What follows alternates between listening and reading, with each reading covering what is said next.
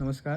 मी विद्यानंद अच्युत पिळणकर, सहाय्यक शिक्षक, शिवराज मराठा माध्यमिक विद्यालय, साळगाव.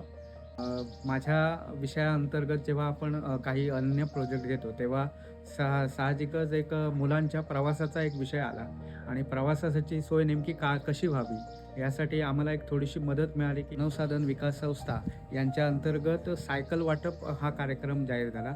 गोवा प्राधिकरण विमानतळ यांच्या अंतर्गत आम्हाला त्या 10 सायकल्स अवेलेबल झाल्या होत्या. मुलींसाठी आता फ्री पास योजना आहे, परंतु त्या ठिकाणी एस-टी जात नाही. काही भांबार्डे भाग आहे, त्या ठिकाणी एस-टी जात नाही. मग त्या फ्री पास असूनसुद्धा त्यांना त्याचा फायदा होत नव्हता. तर हा जो फायदा आहे, तो या सायकलच्या माध्यमातून विद्यार्थ्यांना झाला आणि आत्ता 12वीत जी मुलगी आली आहे, ती 2 नंबर तिने मिळवलेला आहे.